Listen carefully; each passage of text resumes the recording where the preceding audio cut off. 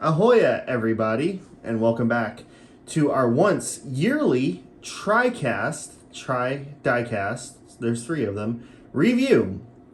Last year we had the three Hy-Vee cars, the three promos. This year we actually have three regular greenlight releases. These are the three Aero Mclaren SP undefeated liveries from last year's Indianapolis 500. So I must fulfill my sponsor obligations and say that I did purchase these from Gutswear. Let me actually realign these just a little bit so you can actually see the Pato car a little bit. There you go.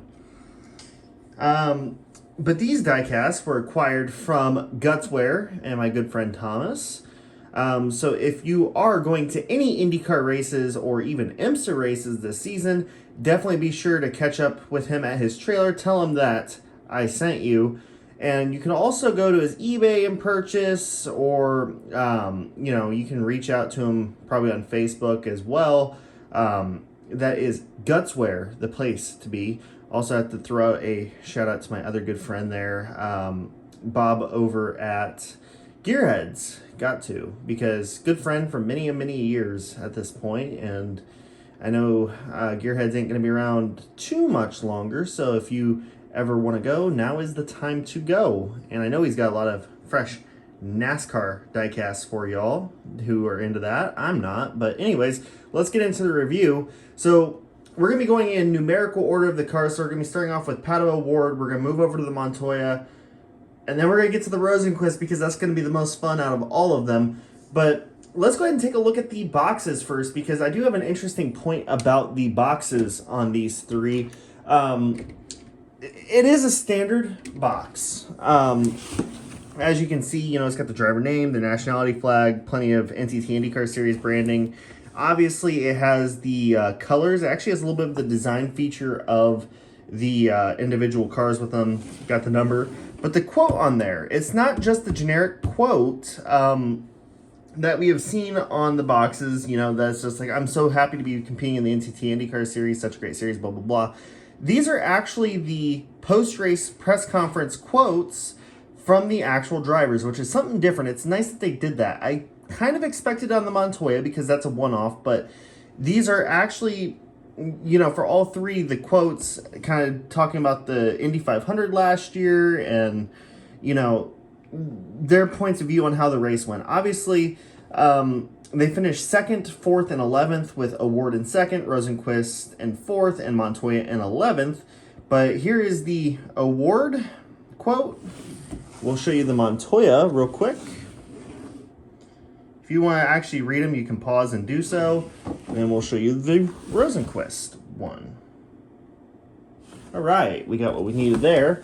We'll put these back here like this so they look all nice and cool. And we'll go ahead and start with the Pato Award one. Now, these cars all have the same kind of basic livery design to them. It's just different colors. The three main colors are the same. It's just kind of where they are on the car. Now, this one here actually has the kind of black spine to it running down the middle, which is pretty typical. And for this review, I'm actually going to be using photos to kind of point out a couple things. These are not my photos. They are from openwheel.com. I'm going to give them the credit there. I did kind of save them to my iPad. That way I could actually use them as a talking example, especially on the Rosenqvist car. But let's go ahead and talk about this one. And we'll go ahead and start off on the nose. All three cars have the same basic nose livery. There's no alternating colors or anything. It's got the blue end plate, the orange main plate on this side, and then the blue main plate and then orange end plates. All three cars have that same feature to it. But going up on the main plane, we have Aero ×2. And then going up the nose, we have Aero McLaren's logo, Dallara NTT IndyCar Series, Mission Foods, Chevrolet, the number 5, and then Aero. It's a very monotone kind of spine of the car, very black and white in comparison to the other bits of the car, obviously. Here on the side, we have Medallia, and then we have a tritone rim here.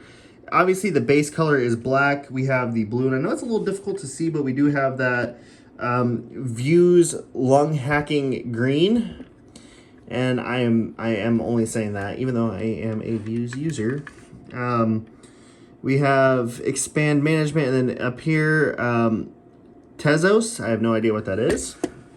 If you look right there at the base of the arrow screen, you have Pato Award, his name written in full and in cursive. I don't know what exact font that is. On the mirrors, we have Arrow. The mirrors are asymmetrical in color. One is black, one is orange. Up top, you can see the color differences. We have that Views, what's the word? The Views Bile Green, the black spine, of course, and then on the bottom you have the Papaya Orange, and then going on the flick here, we have the Gulf Blue with a little bit of like flaming, kind of flary thing to it. On the engine cover, it should have Views. It does not have Views. It just has Mclaren, of course. And actually on the Arrow screen, we have Lucas Oil twice and then Arrow. And then we have Chevrolet, NTT IndyCar Series, the People Ready Force for Good Challenge logo, Mission Foods, and then PPG. Then up here we have the number 5. And Greenlight, which is exclusive to this car. I wonder if Greenlight had any like licensing issues trying to put Greenlight on the other 2 cars. I don't know. Seems like a very Greenlight issue to have. They came and licensed their own product from their own diecast. Anyways, up on the spine of it, it's relatively blank as it is with the other 2. There's, it's just the black spine, no real coloration between the roll hoop, the main engine cover bit, or the fin. You can see where the color change is a little bad on the orange on this side. It's rough, but kind of not unexpected. Now, one thing I want to point out is if you look at the orange between the flick and then the side pod, there is a difference. And actually, you can best kind of captivate it here on this section here, where there's a kind of a decal crease there. Or even like right in this corner and compare the actual painted versus the decal. There is a huge difference in the orange shade. And it's kind of the same on the Felix car. It's not as prevalent, but it's there. This one here has the Mclaren rear wing with the Gulf Blue, which is a very nice, I said this in the Rosenqvist review. That Gulf Blue is just plain sexy. You will, like, I get the Gulf sponsorship is overused, but it's just plain sexy. On the suspension, you do have kind of the heat shielding, heat foil detail to it, which is one positive, and all 3 cars have it. No number on the rear wing. Indy 500 Firehawks, or yeah, they are Firehawks. Firestone Firehawks on the car. This side here, we can actually talk about it because it is actually different. And I forgot to mention the little Speedway logo. You can kind of see the color difference between this orange and this one. And you can actually really see it right here. There's like some overspray right here, right at the top of the flick. On the flicks, we have Mission Foods and Undefeated. But the thing that kills it for this car, and it's even like a little bit of overspray on the mirror too. Like the orange is just too rich in some areas and too dull in others. And the problem is where the decaling is, it shows. And that, even right here, there's some overspray here. So this one definitely has some issues with the coloration of the orange. And that is unfortunate. Like right here, this orange here is almost white. So there is a lot going on here. Anyways, over here, the overspray continues. You have Chevrolet, Electrolit, and an NTT P1 Pole Award, and a bunch of sponsors that didn't pay enough to be relevant, so they're kind of stuck back here in the flick. And yeah, that's really it for the Pato Award car. It is a decent car. It does have a good look to it. It is very solid, but and it represents what it's trying to represent well. The Arrow logos are undersized on the side pod. And actually, we can go on this side. And I do have the photo to show what it should be versus what it is. And if you look at it, the Arrow logo should be right back here. And it should go all the way forward. So the Arrow logo is dramatically undersized. And that's a feature you'll see on all of them. Overall, though, it's not the worst diecast ever, but it's not the best. Now, out of the set, it's second best, which is saying something. So, let's go ahead and take a look at my vote for the best one out of the set. And this is going to be the Juan Pablo Montoya. Obviously, this car, the number 6 car, only competed twice at the Grand Prix and at the Indy 500. It was very much in tune with the others. So let's talk about this one. So this one here had more Mission Foods branding. It had a sponsor on it with Progressive Insurance that the others didn't. And let's just dive into this one. So, as I mentioned with the Pato car, the front wing has the same livery design to it that the others do with the blue-orange design. This one here's spine is white. It has definitely a lighter overtone to it than the others. As you can see, the wheels are pretty cockeyed on this car.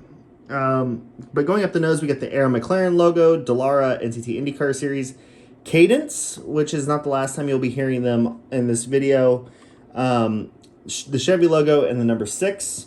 Not really any signs of Lucas Oil on this car, which is kind of funny because Lucas Oil was his sponsor. Well, there is one Lucas Oil or decal, but Lucas Oil was his primary sponsor for the Grand Prix.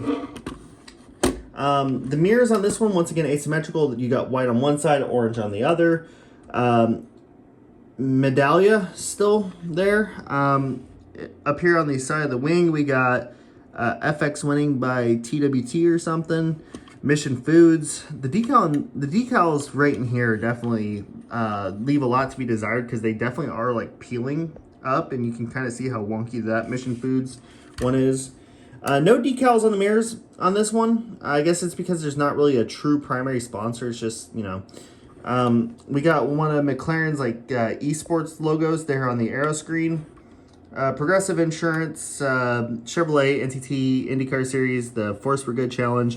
One thing I forgot to mention with the Pato car is if you look really closely right there, that is the qualifying sticker for the car. And that is something that they have brought back and did once again, which is nice. We got the number 6 up here, black camera pod, Lucas Oil. This one here has definitely a different look to it. It's got the orange on the right-hand side, the light blue on the left-hand side with white here, which is actually a little bit of a break from what they did with the other 2 cars because they were both orange on this side, and then that orange carried over here. And then the 2 other cars are actually a little bit of an inverse of each other, I guess, but now the other 2 had the orange on this flick and then the papaya here on the side pod, but this one kind of breaks from that. And then Progressive on top, of course, Firestone. It has the same rims as the other ones do. We got the Gulf Blue on the side pod here, the Aero logo, which suffers from the same issue that the Pato car does, and I'll show it when we get to the other side. You have Juan Pablo Montoya and the McLaren logo there on the inside of the mirror. On the engine cover, we have Mission Foods, another undersized logo, and we'll take a look at that when we get to the other side. Altenerics, Undefeated, and then Houston Executive Airport. So this car was sponsored by an airport. Fuel Buckeye, as you know. Chevrolet, McLaren's esports thing, and then NTT P1 Pole Award. On the rear wing, we have Mission Foods.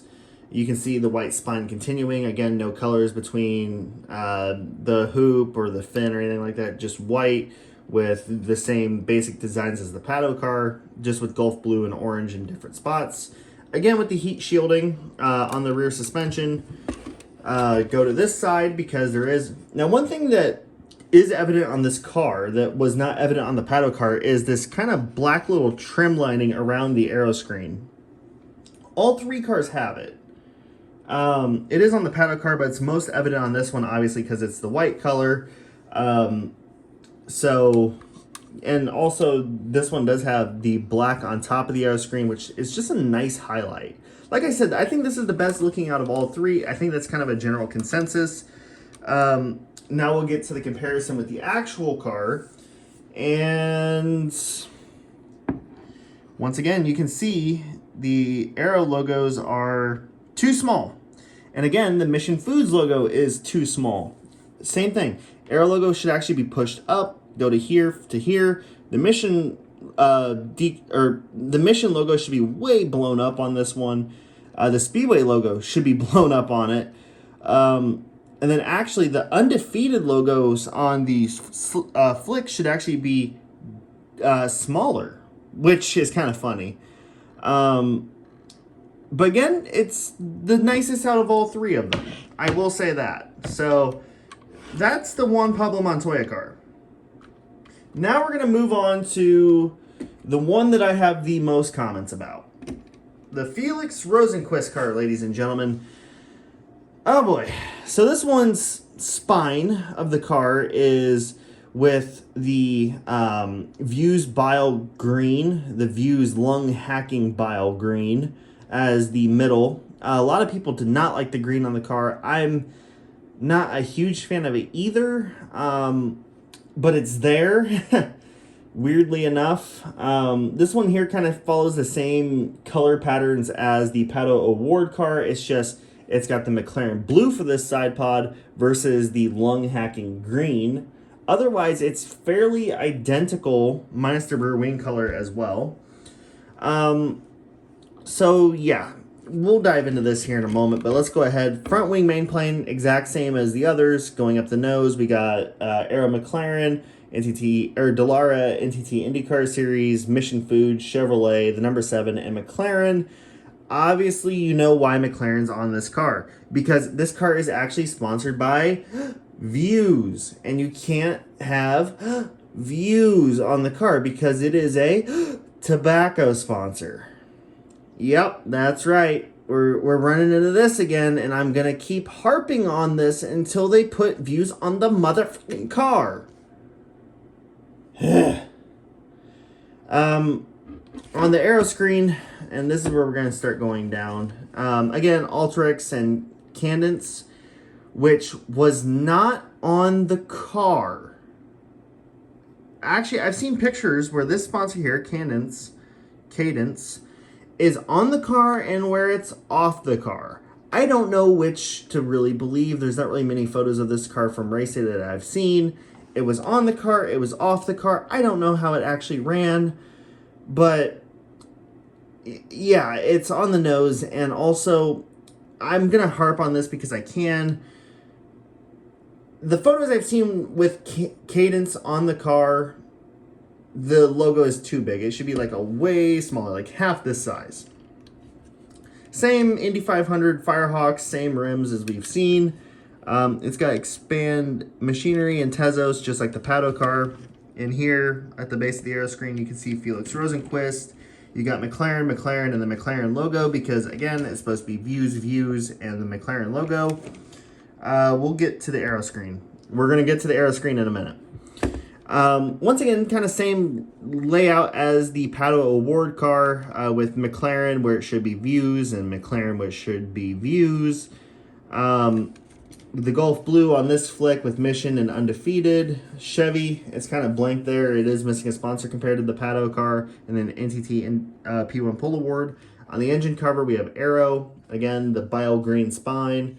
The number 7 on... and then same thing, Chevy, NTT IndyCar Series, the Force for Good Challenge logo, the qualifying logo, Mission Foods, PPG, and then Shell gas station, or not Shell, oops, I'm a year ahead of schedule. Speedway gas stations. On the Hack Up Bile Views Green rear boomerang, Aero, and then, again, on the suspension, you do have the heat shielding. This side here, basically the same as the Pato car in terms of its color scheme, with the orange transitioning into the blue, or blue transitioning into orange, however you look at it. This one still has the same issues with overspray. This one's not as severe. You can see the where it's decaled and where it's actually painted, and you can see the transition on there, which is kind of funny, underneath the decals. That's clear as day. Once again, they just can't get the orange down, and it's got the issues really badly on this side as well. And actually, let me show you this side more in depth, because it really shows in the light where how the orange is very weak. Like they should have done another coat of it or whatever. It's just not good. It's rough with the orange. The transitions are very, very rough on this one. And then of course you got the McLaren where it should be Views.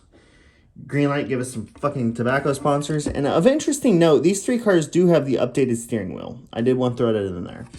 Now we get to my point of contention, which is the aero screen. So the green on this one is actually as well too dark, and I have the photo of the car here behind. We'll focus in on that. Obviously, it's a lighter green. It's more like a kind of a Christmas tree-ish green. But do you see the big issue? The difference between the diecast right there and the car back there? I keep referencing the aero screen for a reason on this car, because it competed in the Indy 500 with the orange aero screen.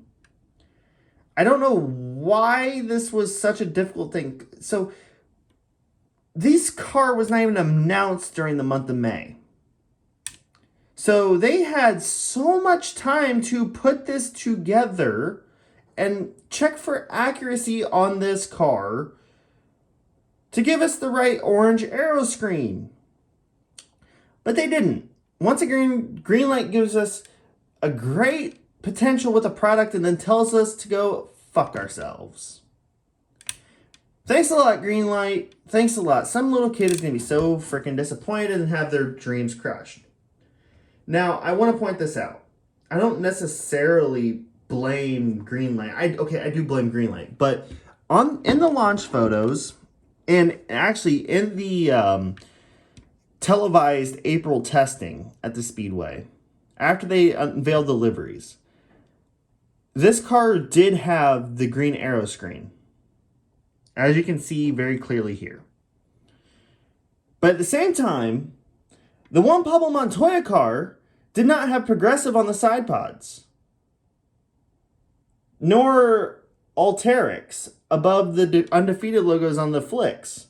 So if they can go back and add that stuff in on the Montoya car after the fact, because this is the render that they presumably worked off of, so if they could go in and add those logos on the Montoya car, why couldn't they change the aero screen color on this car?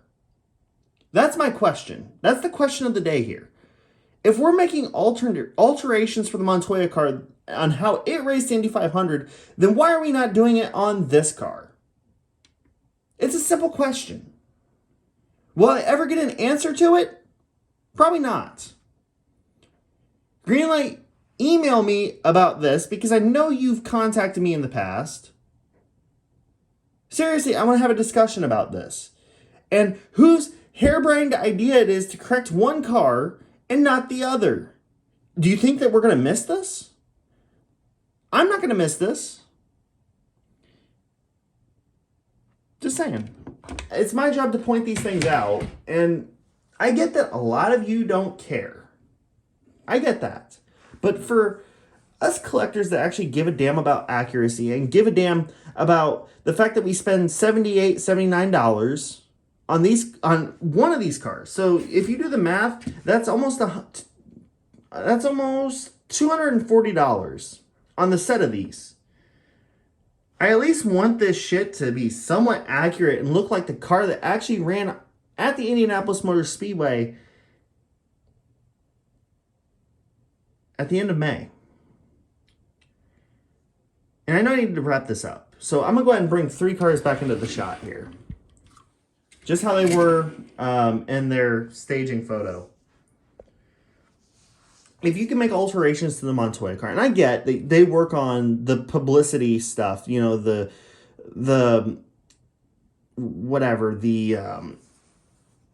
sketches they get from the team. But the sketches that came from the team of the Montoya car did not feature some sponsors that are on there. So they obviously went back and looked at how that car was at the actual event to add those sponsors on. In the aero screen, the livery applied to the aero screen or colors applied to the aero screen is actually a big deal. Because it kind of determines the look of the spine of the car. And they didn't go back and actually check for accuracy. They didn't check their own work. And that's disappointing. I really wish that they did. Because otherwise, it would be a very good set. Now, obviously, they have paint issues with the orange, and they always have had that. They've always had issues decaling on the aero screen and showing where there's 3 separate decals. Okay, I can get over that because I understand that it's not easy to necessarily decal on the aero screen. But to blatantly miss something like that is big. Do I recommend getting these cars? Let's get to that point because we're going on almost half an hour. I do. They're one-off liveries, and these cars, I guarantee, are going to become very rare. You know, if I were you and had the opportunity to get all three, I would because they make a really good set. They look very good next to each other. I have my complaints mostly about the Rosenqvist car, about the green being off, about the aero screen. I have my issue with the overspray issues on the Pato car. The Montoya car is almost perfect for what it is. I do recommend getting the set. It is a good set to have. Again, they look great together. And they also look great being displayed next to the other 2022 Mclaren cars. The full season Rosenqvist and Pato. They do look great as a 5-car set. There are issues with them. The Montoya car is the closest to perfect. Then it's Pato. And then Felix is a mile and a half behind. But they do look good. I will give them credit. The liveries are what make these kind of special. Not the fact that they're Indy 500 cars, because we get Indy 500 cars all the time. We got the Jared Hildebrand car that I'm not going to be reviewing. We get always a couple Indy 500 cars that trickle through. It's a good set. It is. I just want to give my take on them. And I do think that there should be some more proof checking done by Greenlight. That's a simple ask. Just double check your work before you release it. Like, see if the team alters stuff, because it's been no secret in IndyCar that teams like to change things from testing through the practice week, through qualifying, and then there's definitely a lot of changes that pop up before carb day. And some changes pop up between carb day and race day. So check your work, Greenlight, please. I beg you.